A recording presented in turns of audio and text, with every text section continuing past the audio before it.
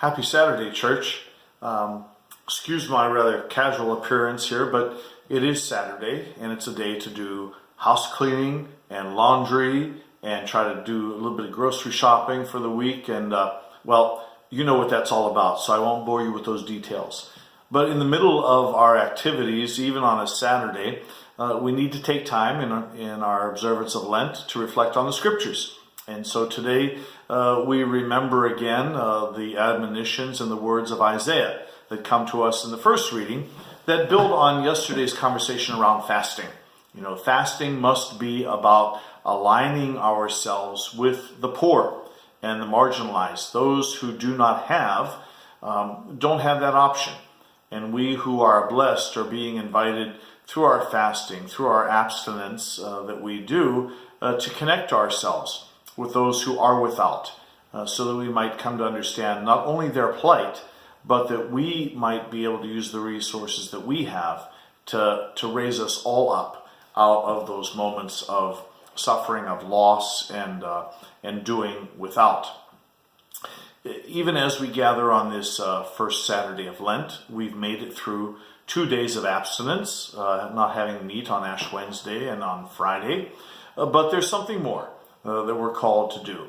Not only must our Lent be about ourselves and our own personal transformation, but it must be about inviting others to engage in that same kind of conversion.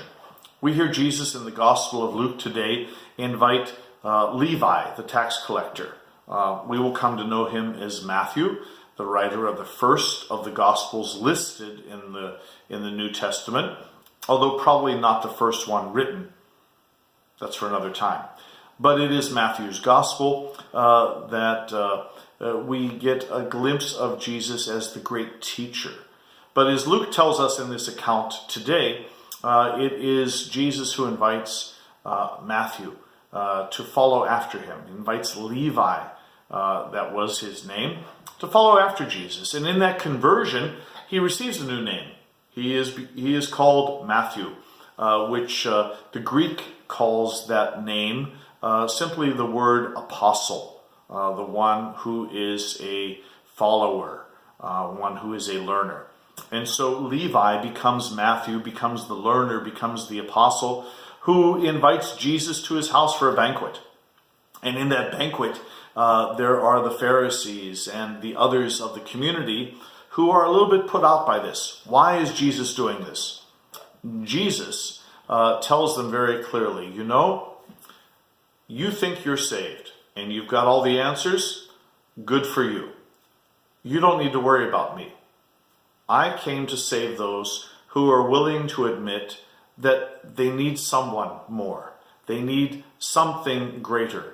They need God in their lives because they are not able to do these things on their own. That's why I came. And so Jesus makes it very clear to the Pharisees, you know what? You don't need me? Fine. But there are people who do. And it's for them that I have come into this world. Let's read a bit from the Gospel of St. Luke today, where Jesus says to the Pharisees in reply, as they say, why do you eat and drink with tax collectors and sinners? Jesus says, those who are healthy do not need a physician, but the sick do. I have come not to call the righteous to repentance, but sinners. Sisters and brothers, let's give thanks to God today that he has sent his Son to invite all of us, saints and sinners alike, to experience God's goodness and mercy. And having had that experience and having heard that call, let's more faithfully and more joyfully carry out our routine tasks of cleaning, shopping, those things we need to do, and that we might do it well and we might do it joyfully, for the glory of God and for the good of those whom we love. God bless you.